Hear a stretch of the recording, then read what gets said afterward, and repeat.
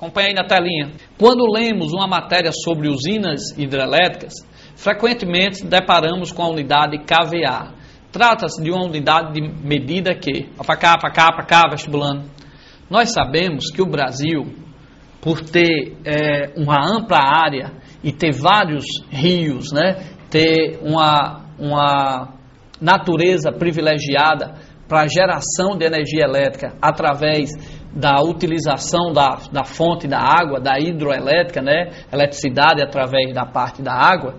Então, a nossa energia ela é gerada através da forma de energia hidroelétrica, ou seja, ele pega a energia mecânica da água, tá certo?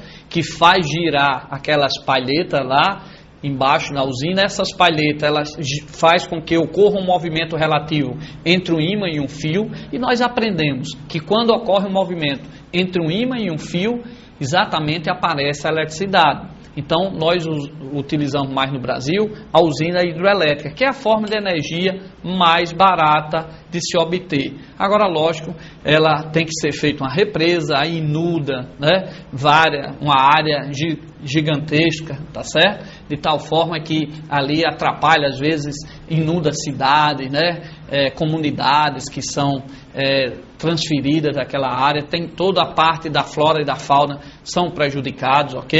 Mas o Brasil ele tem esse potencial, e de tal forma que, por gerar energia, que é o que necessita para a civilização, a gente tem que procurar a fonte, no caso do Brasil, a que melhor lhe convém é exatamente a parte da hidroelétrica. Mas temos também a eólica, usinas alternativas como a solar e outras mais, ok? Nós sabemos, até para as provas de geografia, vocês estudaram muito, se a usina hidroelétrica é a forma mais barata de obter energia, por que a do Brasil é tão cara? Porque aí vem os impostos, vem os subsídios que vocês, né, pagam, às vezes, essa parte da energia para comprar pessoas mais carentes, que não tinham esse acesso, que tem uma tarifa social. Então, todo esse desenvolvimento faz com que esses fatores, faz com que a energia hidroelétrica, que é a mais barata, ela se torne um valor mais elevado, ok? Mas vamos aqui para o nosso dia a dia. Então, o que é que a usina hidroelétrica faz? Ela pega a água que vem do rio, que está lá represada, que vem em movimento, a energia cinética da água. Essa água cai de uma certa altura, a energia potencial. Quando essa energia potencial chega lá embaixo, ela se transforma em uma energia mecânica que faz girar lá a palheta, tá certo? E essa palheta está acoplada lá para fazer o movimento relativo entre um ímã e um fio, e aí gera eletricidade.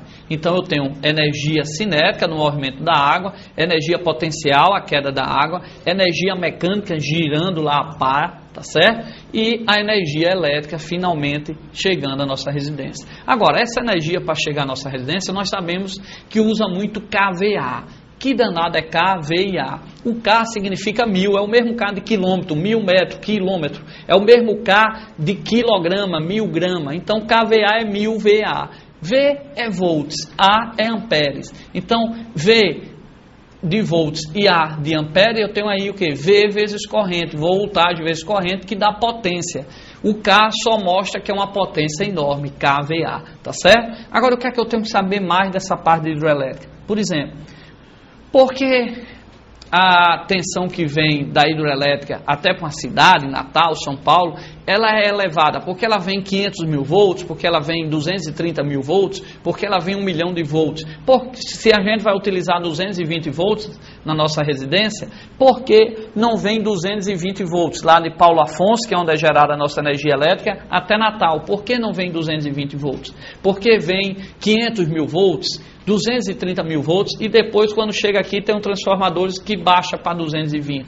Por que isso? Acontece que os equipamentos aqui de toda a cidade do Natal, ele puxa uma corrente muito alta. Se ele puxa uma corrente muito alta, ele vai gerar aí, ele necessita, assim, de uma grande potência, tá certo? Então, o que é que acontece? Se vem uma corrente alta e eu deixar a tensão baixa, porque tensão vezes corrente dá potência, tá certo? Então a potência de todos os equipamentos aqui da cidade de Natal ligada, ele puxa essa corrente. Se essa corrente ela vier muito alta, nós sabemos que a corrente no fio, ela esquenta o fio. Então eu vou perder ali a eletricidade através do efeito Joule, ok? Então, se eu perco a eletricidade através do efeito Joule, não me interessa que venha uma corrente alta de Paulo Afonso até Natal, porque ali ia esquentar, quantos mais equipamentos, mais fábricas, indústrias ligassem Natal, maior viria uma corrente ali pelos 220 volts, iria esquentar e eu ia pagar uma energia que eu estou perdendo através do calor. E eu não quero energia para ser transformada em calor.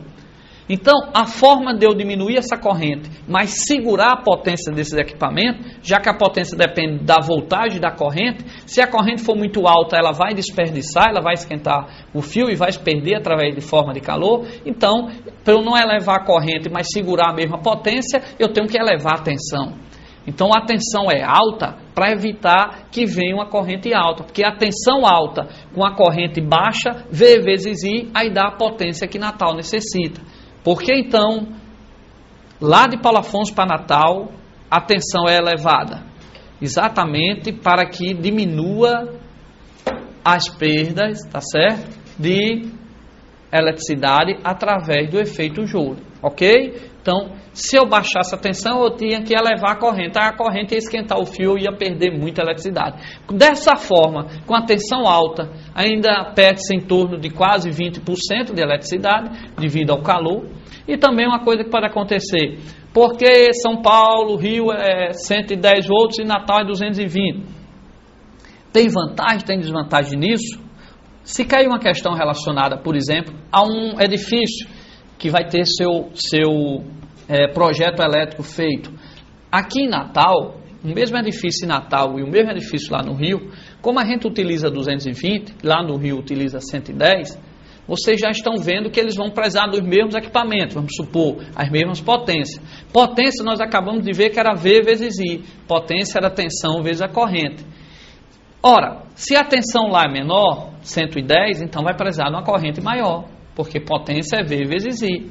Então, por exemplo, no meu chuveiro elétrico, quando eu ligo lá, como aqui é 220 volts, eu vou esquentar a água numa certa potência e vou ter uma corrente. Minha corrente é menor do que a corrente que está lá no chuveiro do Rio de Janeiro, porque tem que ter a mesma potência para esquentar a mesma água, e lá, como a tensão é 110, vai precisar de uma corrente maior. Então, lá no Rio de Janeiro, no chuveiro elétrico, que esquenta com a mesma potência que esquenta aqui em Natal, eu vou ter uma corrente maior lá, porque a tensão é menor. Se a corrente lá é maior, significa que na hora do projeto elétrico, eu tenho que ter fios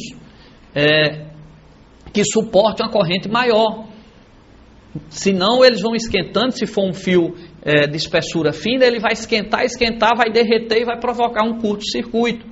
Então, um edifício lá no Rio de Janeiro, em São Paulo, que é 110 volts, a parte elétrica dele sai mais cara do que aqui, que é 220. Por quê? Porque eles vão ter que usar cabo com espessura maior para que a corrente lá, que é maior, né, seja distribuído nessa espessura maior e assim diminua o efeito Joule dentro dele. Enquanto em Natal a gente vai ter um fio menos espesso. Significa então que um edifício aqui em Natal e no Rio de Janeiro, com as mesmas potências, com as mesmas máquinas, lá vai ser gasto mais dinheiro. Por quê? Porque no projeto elétrico os cabos têm que ter uma espessura maior, então significa mais material, mais fio, mais grossos. Lógico que isso, espessura maior, diâmetro maior, lógico que aí vai querer mais material e aí vai ter que comprar mais caro lá nas indústrias, ok?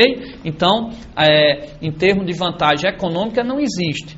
Tá? Agora, 220, 110, 220 em termos de alguns isoladores, ele realmente, 220 tem que se isolar melhor do que 110. Mas se você for olhar no aspecto econômico, tem essa desvantagem na rede lá de 110. As correntes que circulam nos equipamentos, principalmente nos equipamentos ligados direto na tomada, que não tem a fonte, a parte eletrônica que baixa lá para 12 volts, aquela coisa toda, eles vão estar sempre percorridos por uma corrente maior na hora do seu funcionamento. Daí também um perigo, ok? Então, agora, por que lá é 110, porque é 220? Aí foram políticas, foram feitas dessa forma, compraram para o Rio de Janeiro equipamento que saía 110, aqui ofereceram outro o fornecedor de outro país, estrangeiro, que ofereceu 220, e aí ficou essa divisão. O ideal era que fosse todos uma tensão só. Mas, como eu falei, 220 e 110 tem essas diferenças que é bom que vocês fiquem atentos para a prova de amanhã. Ok? Então, qual seria correto aqui, ó, na telinha aí? V é volts, A ampere. Então, volts, ampere. Isso aqui vai dar o quê? Volt e ampere vai dar exatamente potência. Não esqueça. Volts vezes ampere, que é I. Potência é V vezes I. Ok? Então, correto, letra E, potência. Então, kVA significa potência. Aqui eu só tenho que me lembrar V e o I. V, então potência é V vezes I. Ok? V volts, e amperes. E o K eu já falei para vocês, não foi? O K significa o quilo. Então, volt vezes ampere. Volt vezes ampere me dá a potência, letra E. Beleza, vestibulando?